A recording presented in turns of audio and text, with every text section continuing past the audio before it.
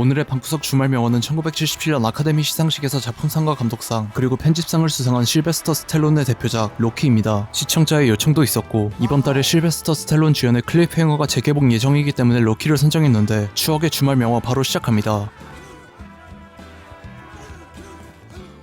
미국의 독립선언 200주년이 되는 해를 앞둔 1975년 11월 필라델피아의 빈민가에서 사채업자의 수금원이자 무명 복싱 선수로 활동하는 주인공 로키 발보아는 가난한 환경 때문에 체육관에서 제대로 된 훈련도 받지 못하고 어쩌다 한번 소규모 경기장에서 열리는 시합에 출전해도 큰 수익을 얻지 못했기 때문에 대부분의 수입은 사채업자 토니 가초의 수금원으로 얻고 있었습니다. 비록 떳떳한 직업을 가지진 않았지만 인정받는 성격 때문에 대인관계는 나쁘지 않았고 애완동물 용품점의 직원이자 절친인 폴리페니노의 여동생 에이드리안에게 찾아가 작업을 걸면서 일상을 보냈습니다. 필라델피아는 200년 전 미국 독립선언서가 공포되었던 상징적인 도시이기 때문에 복싱 헤비급 세계 챔피언인 아폴로 크리드는 독립기념일 200주년에 맞춰 필라델피아 스펙트럼 경기장에서 타이틀 매치를 기획하지만 시합에서 맞붙을 예정이었던 선수가 부상으로 인해 싸울 수 없게 되자 기회의 땅이라는 미국의 슬로건처럼 무명 선수에게 타이틀 매치를 벌일 기회를 주기로 하고 아폴로 크리드는 제노바 공화국 출신인 크리스토퍼 콜럼버스처럼 이탈리아 종마라는 닉네임을 사용하는 로키를 대전 상대로 지목합니다. 로키는 타이틀 매치를 거절하려고 했지만 프로모터의 설득 끝에 대전을 승낙하고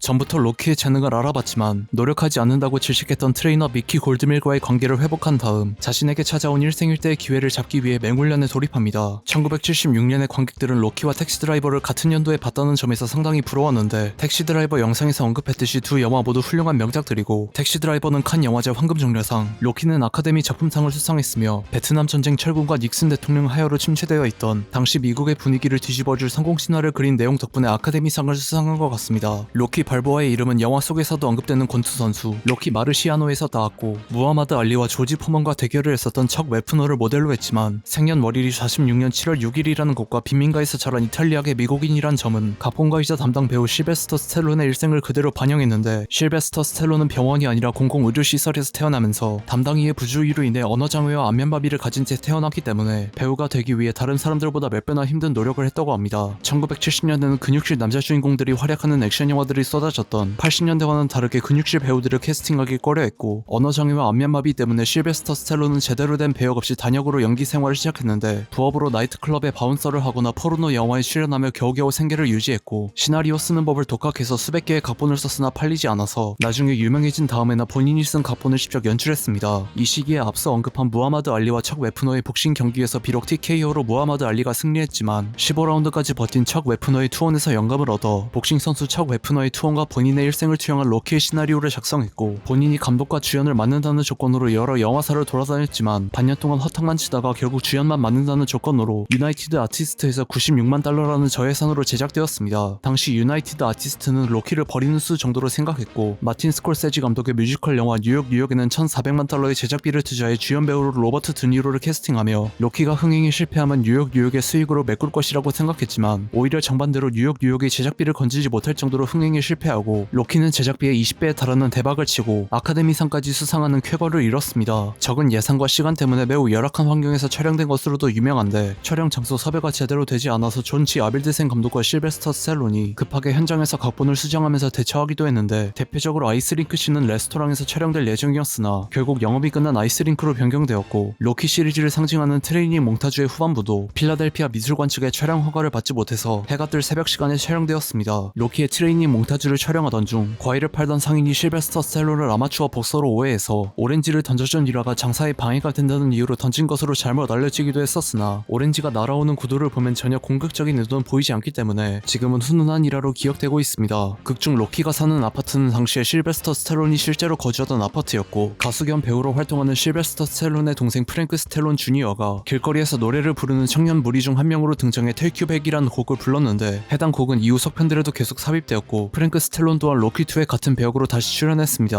지금은 첫 소절만 들어도 모르는 사람이 없을 정도로 유명한 메인 테마 Gonna Fly Now를 작곡한 영화음악가 빌 콘티 또한 아카데미 음악상을 수상한 작곡가지만 당시에 무명이었으며 초기엔 훈련 장면에 아주 짧게 삽입될 예정이었으나 트레이닝 몽타주의 분량이 길어지자 급하게 가사와 코러스가 생겼고 예산이 많지 않았기 때문에 빌 콘티의 지인들이 급하게 코러스를 녹음했다고 합니다. 로키와 아폴로의 경기가 시작되기 전에 등장할 여러 헤비급 복싱 챔피언들의 카메오 출연을 위해 섭외를 보냈으나 필라델피아에서 선수 생활 생활을 시작했던 조 프레이저가 유일하게 초청에 응해서 카메오로 등장했고, 영화가 대박이 나고 아카데미상을 수상할 때 영화를 극찬했던 모하마드 알리가 시상식에 난입해 실베스터 스탈론과 잠깐 스파링을 벌이기도 했습니다. 이후 조지 포먼이 45살이 자신보다 20살 가까이 어린 마이클 모어러와 10라운드 동안 난투를 벌인 끝에 최고령 헤비급 챔피언에 등극했던 1화에서 영감을 받아 제작된 로키 시리즈의 6번째 영화 로키 발보아에는 마이클 타이슨이 카메오로 등장했습니다. 1편의 대성공 덕분에 2편은 조금 더 많은 제작비를 투자받고 실베스터 스탈론이 직접 연출까지 맡게 되었는데, 이후 소편들이 로키 발보아를 제외하면 흥행은 했지만 완성도가 좋다고 하기엔 애매한 것과는 다르게 개인적으로 로키는 1편과 2편을 하나의 이야기로 봐야 한다고 생각할 정도로 매우 자연스럽게 이어지면서 결국 로키가 아폴로를 이기고 챔피언에 등극하는 과정이 매우 감동적이었습니다. 비록 아폴로 크리드가 1편과 2편의 빌런으로 등장했지만 로키의 실력을 인정하는 라이벌로서의 면모를 강하게 보여주고, 3편에서 로키의 훈련을 도와주는 동료로 다시 등장한다는 점이 좋았지만 4편에서 이반 드라고와 경기를 치르다가 사망한다는 점이 아쉬웠습니다. 아폴로 크리드를 연기한 배우 칼 웨더스는 배역 오디션 당시에 실베스터 스탈론과 기싸움을 벌이기도 했었으나 이후 속편들을 함께 찍으며 친한 동료가 되었고, 칼 웨더스가 작년 2월에 세상을 떠나자 그를 추모하는 영상을 올리기도 했습니다. 개인적으로 로키5는 별로 좋아하지 않지만 4편은 방공선전물이란 비판을 받는 것과는 다르게 실베스터 스탈론의 액션 영화로서 나름 좋아하는 편인데, 로키 시리즈를 상징하는 음악인 3편의 주제가 아이 오브 더 타이거를 부른 밴드 서바이버의 곡 버닝 아트와 4편의 트레이닝 몽타주곡 하츠 온 파이어 등 음악도 좋고, 이반 드라고를 연기한 돌프 룬드그렌의 무시무시한 포스도 인상적이었다고 생각합니다. 4편을 찍은 이후로 실베스터 스탈론과 돌프 룬드그렌이 호영오지 않는 사이가 되었기 때문인지 익스펜더블 시리즈에 함께 출연했고, 로키의 스핀오프 작품인 크리드에도 이반 드라고 역으로 복귀했습니다. 5편에서 갑자기 로키가 회계사에게 사기를 당해 재산을 모두 잃게 된다는 설정이 너무 억지스러웠고, 메인 빌런인 토미 건은 이반 드라고와 비교하면 전혀 위협적이지 않아서 최악의 평가를 받았기 때문에 6편이 나오기까지 16년이 걸렸지만, 조지 포먼의 1화에서 영감을 받아 노년의 로키의 투혼을 그린 로키 발보아는 1편을 오마주한 장면들과 실베스터 스탈론의 인생이 담긴 연기로 시리즈를 부활시키는 데 성공했고, 개인적으로 2편 이후에 나온 속편들 중 6편을 가장 좋아합니다. 아폴로 크리드의 사생아 아도니스 크리드가 주인공인 스피노프 시리즈 크리드에선 제작자이자 아도니스의 멘토로 복귀했는데, 크리드 1편에서도 매우 훌륭한 연기를 선보였기 때문에 생애 처음으로 골든글로브 나무조연상을 수상했습니다. 실베스터 스탈론의 액션 영화들을 좋아하는 아버지의 영향으로 로키와 람보 시리즈를 비롯한 대표작들을 대부분 다 봤는데, 특히 로키 시리즈는 복싱에 관심을 가지게 된 계기가 되었으며 로키 시리즈의 OST를 운동할 때 자주 듣기도 합니다. 로키 발보아를 찍으면서 실베스터 스탈론이 평생 휠체어 신세를 지게 될 뻔했기 때문인지 스피노프인 크리드 시리즈에선 비중이 많지 않지만 로키 시리즈의 일부이기 때문인지 3편 다 흥행에 성공했는데, 3편부터는 주연과 감독까지 맡은 마이클 B 조던이 이후에도 시리즈를 이어갈 예정이지만 시간이 좀 걸릴 것 같다고 밝힌 만큼 앞으로 크리드 3 이후로도 속편이 계속 제작될 것으로 보입니다. 실베스터 스탈론의 또 다른 대표작 중 하나인 클리프행어가 6월 18일에 재개봉 예정인데, 클리프행어도 꽤 재밌게 봤었기 때문에 재개봉하면 보러 갈 예정입니다. 추천하고 싶은 영화가 있다면 댓글에 남겨주시면 감사하겠습니다. 그럼